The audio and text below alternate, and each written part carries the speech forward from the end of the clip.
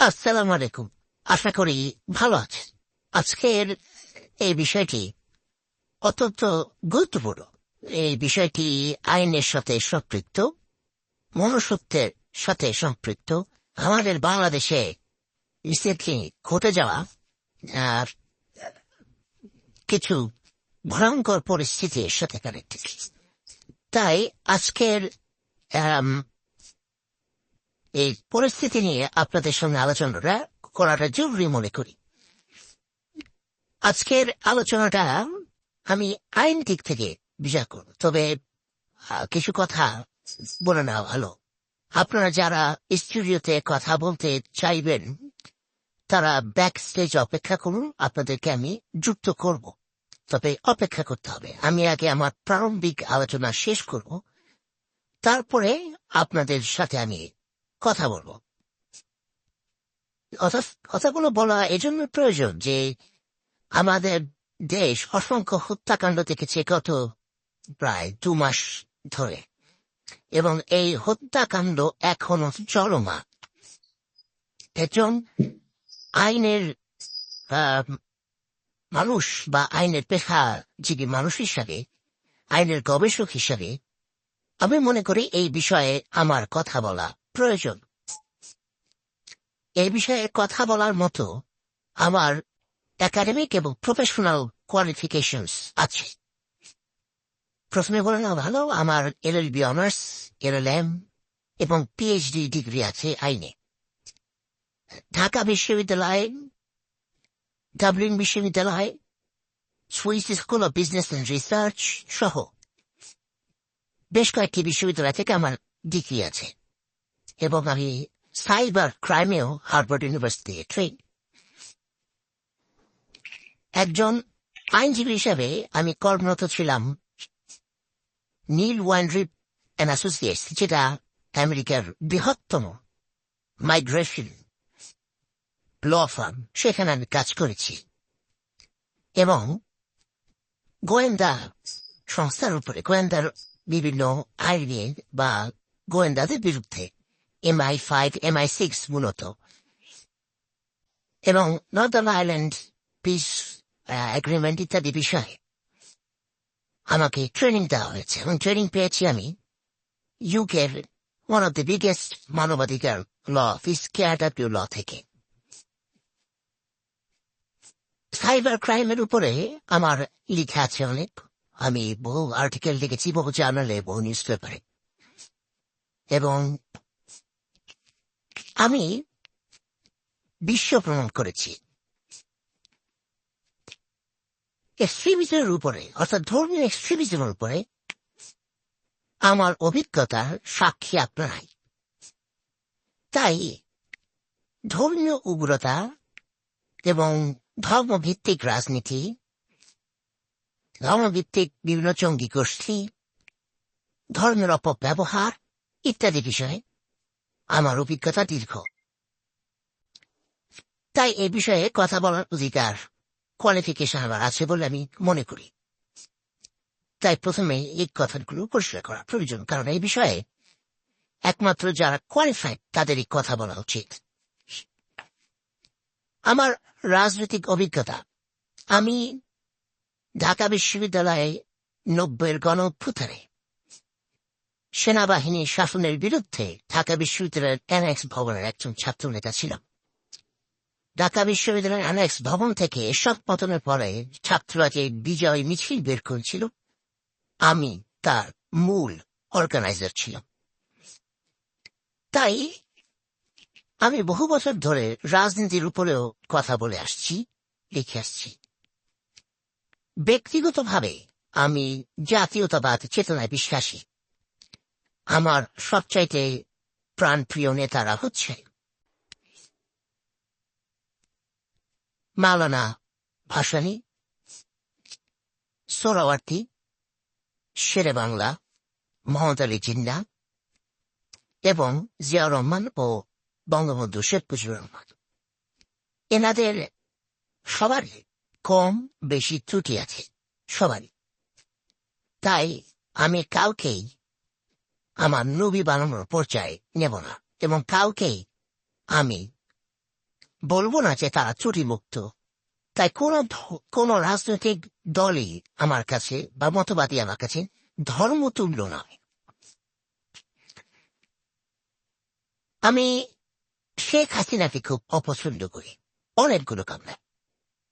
সেই কারণগুলো আমার মনে হয় আপনাদের কাছে রিপিট করার প্রয়োজন নেই। শেখ হাসিনার জনপ্রিয়তা অনেকের কাছে এখনো আছে, কিন্তু আমার কাছে নেই।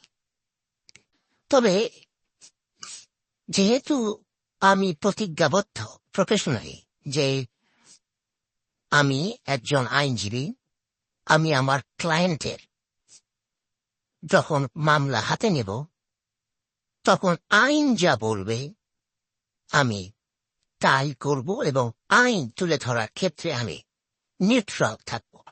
আমার ব্যক্তিগত রাজনৈতিক যে চিন্তা ভাবনা তা সেখানে কোন প্রকার প্রভাব ফেলবে না। বর্তমানে আমি কেন এই বিষয়টিকে আলোচনা করতে আমি উদ্বুদ্ধ হলাম, মেইন কারণ হচ্ছে শেখ হাসিনা কি জেনোসাইড করেছেন, গণহত্যা করেছেন কি করেননি, সেটাই আলোচ্য বিষয়। কারণ তার বিরুদ্ধে কয়েকদিনের ভেতরে ওয়ারেন্ট ইস্যু করতে যাচ্ছে বাংলাদেশ, এবং তাকে এক্সট্রাডিশন চুক্তি অনুসারে এবং বিভিন্ন পন্থায় বাংলাদেশে ফিরিয়ে নিয়ে আসার জন্য চেষ্টা করা হবে। তাই বিষয়টি আলোচনা করা প্রয়োজন। আওয়ামী লীগ বাংলাদেশে লক্ষ লক্ষ কোটি কোটি মানুষ আওয়ামী লীগকে সমর্থন করে, আপনার আমি না করতে পারি। তাই আওয়ামী লীগকে যদি আমরা করাপশন তারপর অটোক্রেসি অর্থাৎ ডেমোক্রেটিক ইনস্টিটিউশনকে ধ্বংস করে দেয়া ইত্যাদির ব্যাপারে আমরা দোষ দিতে পারি, যেমন সেগুলিতে আমি একমত যে আওয়ামী লীগ বাংলাদেশের গণতান্ত্রিক যে সকল ইনস্টিটিউশন ধ্বংস করেছে। তাই শেখ হাসিনার শাসনের আমি অপসারণ চেয়েছি মনের প্রাণে। কিন্তু এখন যা হচ্ছে আমি মনে করি তা হচ্ছে আইনের প্রতি অন্যায় প্রদর্শন এবং ক্রিমিনাল। তাই ইতিহাস সাক্ষী হয়ে থাকার প্রয়োজন যে আমি মানবতার পক্ষে সারা জীবন সংগ্রাম করেছি এবং মানবতার পক্ষে ছিলাম। আমি যদি সোজা সাপটা কথা বলতে চাই, তাহলে বর্তমান যে সকল মামলা প্রস্তুতি নেওয়া হচ্ছে, এখানে বলে নেওয়া ভালো আমার কনিষ্ঠ কিছু ছোট ভাইরা ইনভলভ এখানে। যেমন বর্তমানে আমাদের বাংলাদেশের অ্যাটর্নি জেনারেল আসাদ আমার খুব স্নেহের ছোট ভাই, আসিফ ভাই অর্থাৎ আসিফ নজরুল, উনি আমার ডিপার্টমেন্টের বড় ভাই, সেই হিসাবে শ্রদ্ধার। কিন্তু শেখ হাসিনার পরবর্তীতে আশেপাশে যে সকল ইনফরমেশন পেয়েছি সে সকল ক্ষেত্রে ওনার প্রতি আমার সেই শ্রদ্ধাবোধ নষ্ট হয়ে গেছে। বর্তমানে যা ঘটতে যাচ্ছে এটা হচ্ছে জুডিশিয়াল প্রসিকিউশন না পারসিকিউশন, অর্থাৎ আইনকে ব্যবহার করে বেআইনি কাজ, অন্যায় কাজ। কতগুলি বিষয় আপনাদের মনে রাখতে হবে। গণহত্যা থামেনি, গণহত্যা চলমান। যদি জেনোসাইড বলি, জেনোসাইড এখনো চলমান, জেনোসাইড থামেনি। বাংলাদেশে আওয়ামী লীগের উপরে গণহত্যা চলছে। বাংলাদেশে মব জাস্টিস বলতে যেটা হচ্ছে সেটাকেও আমি গণহত্যার অংশ মনে করি। আমি মনে করি যারা যতটুকু গণহত্যার জন্য দায়ী তাদেরকে সেইভাবে শাস্তি দিতে হবে। তাই এক পেশে গণহত্যা বিচার করা চলবে না। জাতিসংঘে যারা ফ্যাক্ট ফাইন্ডিং মিশনে এসছেন তাদেরকে এই কথাগুলো মনে রাখতে হবে। আমি এই ভিডিওগুলো ইংরেজিতেও করব। বর্তমানে যা চলছে শেখ হাসিনার এবং অ্যাডমিনিস্ট্রেশনের বিরুদ্ধে, এগুলো হচ্ছে আইনের নামে উপহাস। আমি মনে করি যে শেখ হাসিনাকে যদি বিচার করতে বা তার যারা অ্যাডমিনিস্ট্রেশনে ছিল, মন্ত্রী যারা ছিল, বা যারা বিভিন্ন মিডিয়াতে ব্যক্তিত্ব বা যাদেরকে ধরা হচ্ছে বিভিন্ন ভাবে, সবাইকে যে গণহারে যে খুনের মামলা দেওয়া হচ্ছে, এগুলোর মূল উদ্দেশ্য প্রমাণিত হয়েছে বিভিন্নভাবে। মূল উদ্দেশ্য ছিল যে হ্যাঁ, অনেকে গণহত্যা দায়ী হতে পারেন, কিন্তু কিছু কিছু মানুষকে ধরা হচ্ছে পার্সোনাল ভেন্ডেটা থেকে। এর ভিতরে আমি শাহরিয়ার কবিরকে মনে করি তাকে এইভাবে অন্যায়ভাবে যুক্ত করা হয়েছে।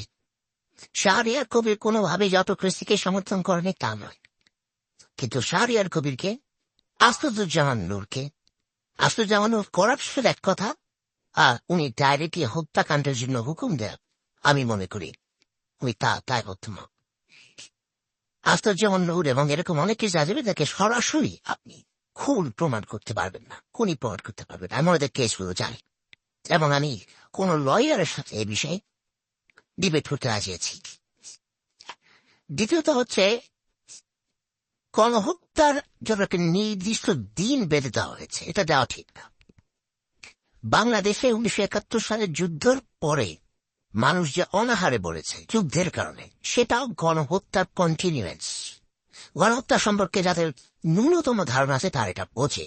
তাই 5ই অগাস্ট অবধি গণহত্যার ডেট নির্ধারণ করে দেওয়া হয়েছে, গ্রহণযোগ্য না। এটা এখনো চলমান, কারণ শুধুমাত্র বিএনপি, জামাত, সমন্বয়কারী, সাধারণ জনতা ওরা তো মরেনি, আওয়ামী লীগও মারা যাচ্ছে। এগুলোকে হিসাব আনতে হবে। এখন আমি এই বিষয়ে একটি নোট লিখেছি, হয়তো বা আমার ফেসবুকে অলরেডি অনেকে পড়েছেন। আমি নোটটা যারা পড়েননি তাদের জন্য আমি একটু পড়ে শোনাচ্ছি, তাতে করে আমরা আলোচনাটা অর্গানাইজ হবে বলে মনে করি। আমি পড়ি, আপনারা আমাদের সাথে আমার সাথে থাকুন। 5ই আগস্টের পর গণহত্যা বন্ধ হয়নি, গণহত্যা অব্যাহত রয়েছে। সব পক্ষের হত্যাকাণ্ডের বিবেচনায় নিতে হবে। চশমাটা পড়ি। ইউনূস সরকার হাসিনার পতনের পর থেকে আইন শৃঙ্খলা ফিরিয়ে আনতে জরুরি অবস্থা জারি না করে এবং সংবিধান স্থগিত না করে আওয়ামী লীগের অনেক নেতাকর্মীকে গণহত্যা শিকার হতে বাধ্য করেছে। জনতার বিচার ও গণহত্যার অংশ আদালতে দোষী প্রমাণিত না হওয়া পর্যন্ত কোন অপরাধী নয়। সকল খুনিদের বিচারের আওতায় আনতে হবে। জীবনের অধিকার একটি পরম মানবাধিকার, যা ইউনূস সরকার তাদের ক্ষমার অযোগ্য অবহেলা ও অদক্ষতার দ্বারা রক্ষা করতে ব্যর্থ হয়েছেন। এমনকি যদি তারা এখনই আইন শৃঙ্খলা ফিরিয়ে আনেন এবং সংবিধান স্থগিত করেন, তবুও বর্তমান সরকারের সদস্যরা ভবিষ্যৎ সরকারের দ্বারা আইনত দায়বদ্ধ থাকবেন।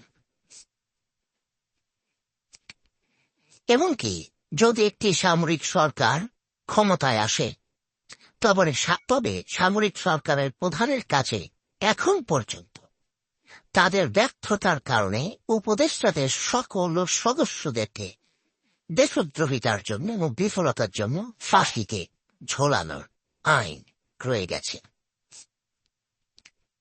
আমি শেখ হাসিনাকে পছন্দ করি না তা স্বৈরাচারের জন্য, কিন্তু একজন সিনিয়র আইনজীবী হিসেবে বহু বছরের বহুজাতিক আইনি অভিজ্ঞতার সাথে আমি যে কোনো আইনজীবীকে চ্যালেঞ্জ করতে পারি যে বিচার ন্যায্য হলে শেখ হাসিনাকে গণহত্যার জন্য দায়ী করা যাবে না। আর যদি প্রমাণিত হয় যে জেনারেল ওয়াকার তাকে, অর্থাৎ শেখ হাসিনাকে, বাংলাদেশ ত্যাগ করতে বাধ্য করেছিলেন বা বর্তমান সরকার তাকে প্রত্যাবর্তনে বাধা দিচ্ছে, তাহলে জেনারেল ওয়াকার রাষ্ট্রদ্রোহের দায়ী হবেন, কারণ উনি দ্রুততম পন্থায় তাকে ফিরে আনার চেষ্টা করেননি। আমি আপনাদেরকে আইনি ব্যাপারগুলো বলছি, আবার ব্যক্তিগত ওপিনিয়ন না। সিক্রেট সার্ভিস আইন রাষ্ট্রপ্রধানকে জাতীয় নিরাপত্তা সম্পর্কিত প্রতিটি বিবরণ বা বিষয় জানার অধিকার দেয় না। অর্থাৎ সিক্রেট সার্ভিস বা ন্যাশনাল সিকিউরিটি সবকিছু রাষ্ট্রপ্রধানকে বলতে বাধ্য নয়। আমেরিকায়ও ন্যাশনাল সিকিউরিটি জাতির প্রধানকে অর্থাৎ প্রেসিডেন্টকেও সবকিছু বলতে বাধ্য নন। যারা সিক্রেট সার্ভিস রাষ্ট্রের মধ্যে ন্যূনতম জানেন তারা সেটা জানবেন।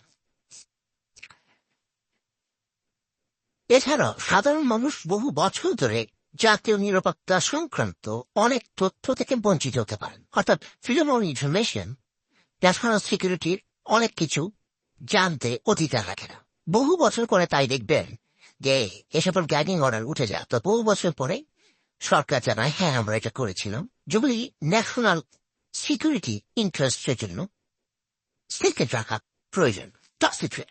তাই ওগুলি জনসমক্ষে ন্যাশনাল সিকিউরিটির লোকরা এমনকি সরকার জানাতে বাধ্য নয়। বুঝেছেন? এটি তথ্যের স্বাধীনতা আইনের আওতার পড়ে না। শেখ হাসিনা কি নিরীহ মানুষ হত্যার জন্য নির্দেশ দিয়েছিলেন? শেখ হাসিনা কি বলেছিলেন যা আপনারা নিরীহ মানুষ আছে যাতে গুলি করে মেরে ফেলেন?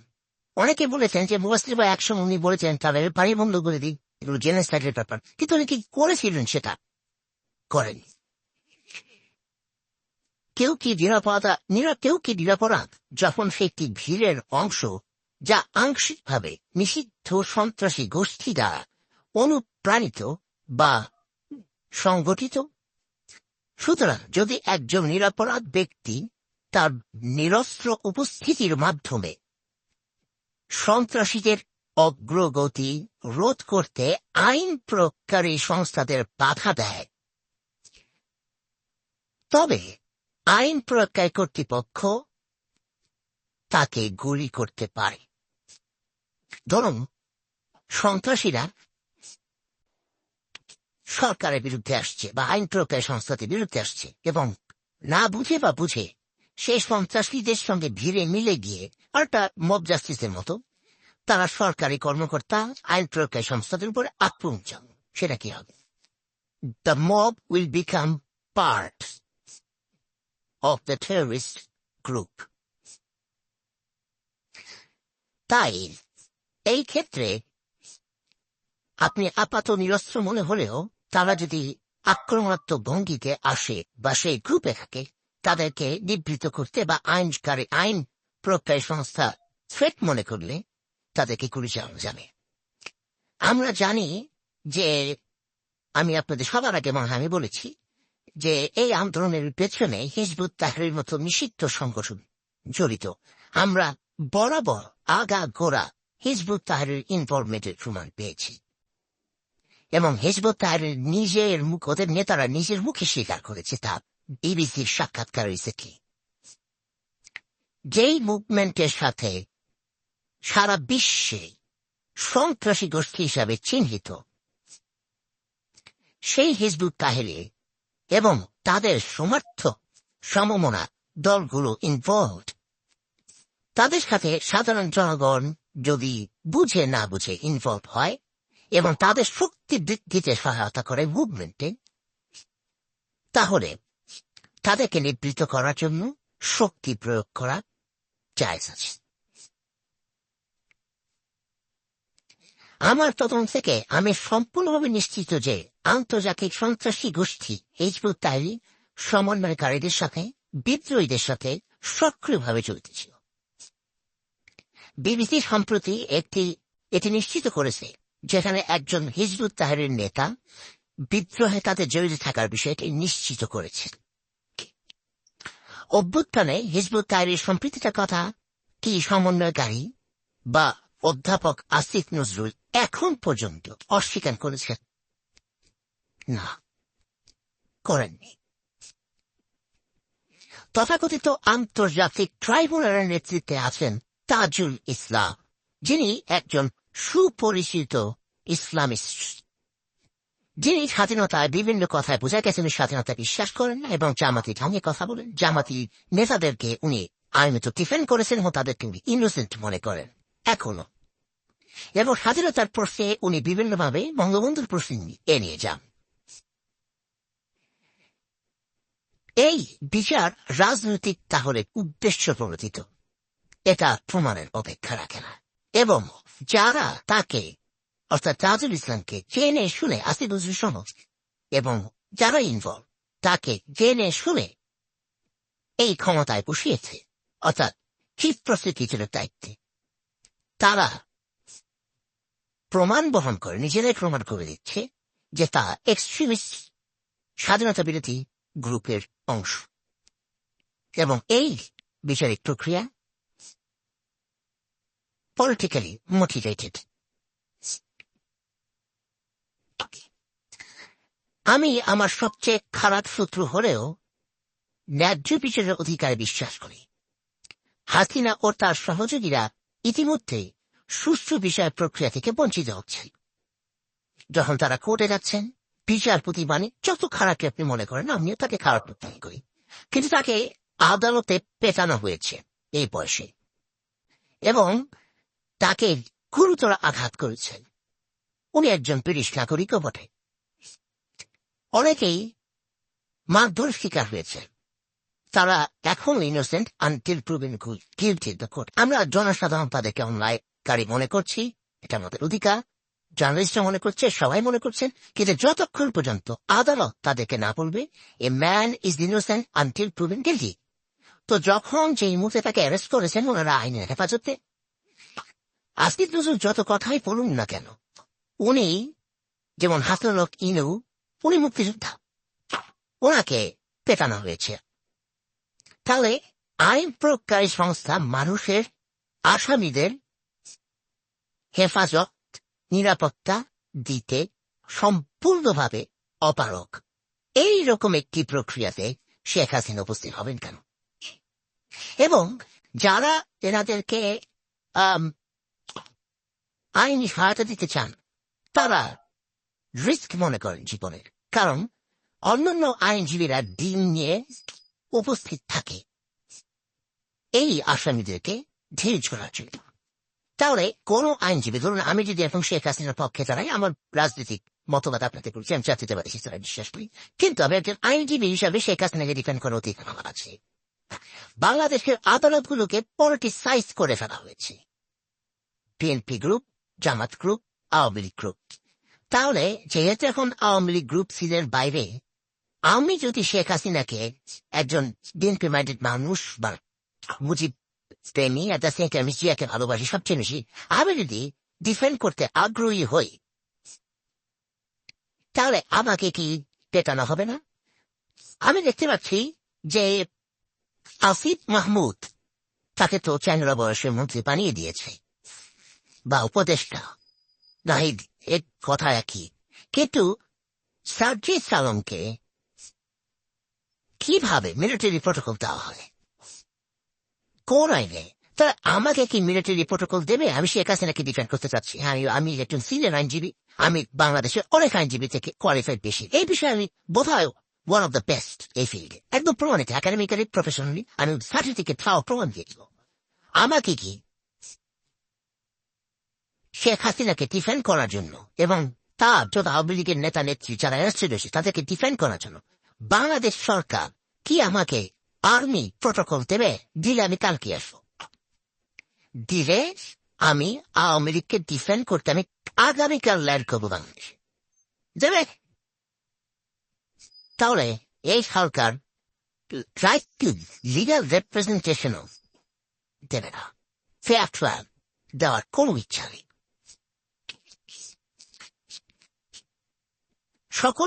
সকলকে হত্যার দায়ে গ্রেপ্তার করা হচ্ছে শুধুমাত্র অভিযোগের কোন যোগ্যতা যাচাই ছাড়াই। অভিযোগের যত ডিটেলস আছে সেটাকে ঠিক মতো সুষ্ঠুভাবে বিচার না করেই সবার বিরুদ্ধে হত্যা মামলা দেওয়া হচ্ছে। মূল কারণটি কি?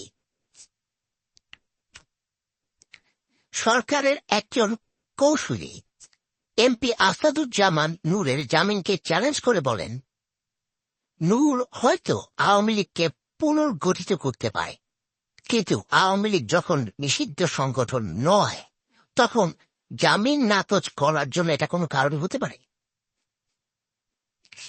একজন নিবেদিত প্রাণ জামাত বিরোধী কর্মী ও মুক্তিযুদ্ধের গবেষক শাহরিয়ার কবিরের মতো ব্যক্তিদের গ্রেপ্তার করেও সরকার স্বাধীনতা বিরোধী মনোভাব পোষণ করেছে। পাকিস্তানের সঙ্গে সম্পর্ক পুনর্গঠনের জন্য গভর্নমেন্ট খুবই সক্রিয়, কিন্তু পাকিস্তানের সরকার প্রধান সম্প্রতি আমাদের স্বাধীনতা আন্দোলনে তার ভূমিকার জন্য শেখ মুজিবুর রহমানকে অপমান করে কথা বলেছে। পাকিস্তানের সরকার প্রধান ভারতীয় আগ্রাসন নস্যাৎ করার অজুহাত হিসেবে এটা যথেষ্ট নয়। ভারত আমাদেরকে নানাভাবে অত্যাচার নিপীড়ন করেছেন, আপনাদের অনেকভাবে বলেছি। ফেরনের ব্যাপারে আমি সবচেয়ে প্রথম আন্তর্জাতিকভাবে সংগ্রাম করেছি, তার ভিডিও আপনারা দেখেছেন। নিউ ইয়র্কে আমার প্রেস কনফারেন্স দেখেছেন। আমি ভারতের হিন্দুত্ববাদের কঠোর সমালোচক, কিন্তু ভারত থাকার নামে পাকিস্তানের ট্রেন এই পর্যায়ে নেয়া, যেখানে কিনা গোলাম আজমের বাংলাদেশ এবং জামাত বলে আমরা মাছ চাইব না এবং বিভিন্ন রকমের স্বাধীনতা বিরোধী মনোভাব ওপেনলি পোষণ করে, এই সরকার কি তাহলে স্বাধীনতা বিরোধীদেরকে পুনর্বাসিত করার জন্যই ক্ষমতায় ঠিকই আছেন এখন বা বসে আছেন? আদালত চত্বরে গ্রেফতারকৃত ব্যক্তিদের নিরাপত্তা দিতেও সরকার ব্যর্থ হচ্ছেন, যা বললাম। তাহলে যে কোনো আইনজীবী যে শেখ হাসিনাকে রক্ষা করতে ইচ্ছুক, তিনি কিভাবে তার নিরাপত্তা ও আদালত প্রাঙ্গণে তার মুক্ত নিরাপত্তার বিষয়ে নিশ্চিত হবেন? আমি আওয়ামী লীগ কর্মী যারা গ্রেপ্তার হয়েছেন তাদের আইনি সহায়তা করতে ইচ্ছুক, কারণ আমি বিশ্বাস করি যে তারা স্বৈরাচারের অংশ হলেও মানবাধিকার রক্ষাকারী হিসাবে এটি আমার কর্তব্য এবং অধিকার। আমার মতো কোন উচ্চ যোগ্যতা সম্পন্ন আইনজীবী তাদের ডিফেন্ড করতে এগিয়ে আসতে রাজি হবে কি? এ ধরনের মনোভাব আমাদের আইনি পেশাগত প্রতিশ্রুতির বিরুদ্ধে, অর্থাৎ ওনাকে কেউ আইনি সহায়তা দিচ্ছে না, এই বিষয়ে লক্ষ্য করছি যে তার জন্য ওই লোকের জন্য কোনো আইনজীবী দাঁড়ায় না। কেন দাঁড়ায় না? ঘৃণা থেকে না, মূলত দাঁড়ায় না ভয়ে। আইনজীবীরা কেন কোর্টে আদালতে ভয় পাবে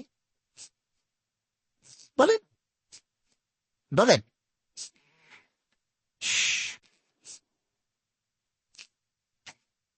এই ধরনের মনোভাব আমাদের আইনি পেশার জন্য অপমানজনক। ইউনূস সরকার কি আমাকে সেনার সুরক্ষা দেবে? আমি মনে করি বাংলাদেশে কেউ ধর্মীয় উগ্রবাদী সম্পর্কে আমার যে অভিজ্ঞতা সেই বিষয়ে প্রশ্ন করবে না। গ্রেপ্তারকৃত অধিকাংশ নেতাকে আমি ব্যক্তিগতভাবে চিনি। বর্তমানে যেমন উপদেষ্টাদের অনেককে আমি ব্যক্তিগতভাবে চিনি, বহু বছর ধরে চিনি। আওয়ামী লীগের অনেক নেতাদেরকে আমি ব্যক্তিগতভাবে চিনি। তাই আমার অভিজ্ঞতায় আমি তাদেরকে ডিফেন্ড করতে চাই, এবং তারা করাপশন করেছে বা করেছে না সেটা অন্য, কিন্তু বর্তমানে তারা অনেকেই হত্যা দায়ী হবেন, এটা আমি জানি। কিন্তু বর্তমানে যেই প্রক্রিয়ায় তাদের বিরুদ্ধে জেনোসাইডের মামলা তৈরি করা হচ্ছে, এই আদালতে শেখ হাসিনা বা তার অ্যাডমিনিস্ট্রেশনে কেউ সুবিচার পাবে না। তাজুল ইসলামকে আমি বলছি, তাজুল, তুমি আমার সাথে চ্যালেঞ্জে আসো। তুমি বলো আসিফ ভাইকে, মুফাসসির ইসলামকে আর্মি প্রটোকল দেন, ওনাকে কেউ আক্রমণ করবে না। দেখি উনি শেখ হাসিনা এবং তার মন্ত্রী বা এমপি যারা আছে তাদেরকে মামলা থেকে খালাস করতে পারে কিনা। আমি যদি আসি শেখ হাসিনার পক্ষে দাঁড়াই, এক থেকে দুটো হিয়ারিং এ যদি সুষ্ঠু বিচার প্রক্রিয়া হয়ে থাকে, তারা সব বেকসুর খালাস পাবে, বেকসুর খালাস। এবং এক্সট্রাডিশন চুক্তিতে, যেহেতু আমি অভিবাসন আইনেও বহু দীর্ঘ অভিজ্ঞতা আছে, এক্সট্রাডিশন চুক্তিতেও শেখ হাসিনাকে আপনারা ফিরিয়ে আনতে পারবেন না। করাপশন, জেনোসাইড মেলাবেন না। স্বৈরাচারিতা, অটোক্রেসি আর জেনোসাইড মেলাবেন না।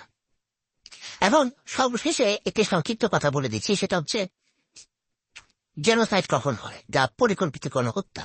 সংগঠিত গোষ্ঠী বা দল যখন সুকৌশলে প্রতিপক্ষ কোনো ক্ষুদ্র গোষ্ঠী বা জাতিকে গোপনে বা প্রকাশ্যে ক্ষতিগ্রস্ত ও সমূলে বিনাশ করার ইচ্ছা পোষণ করে, তা সংগঠিত করা গণহত্যা।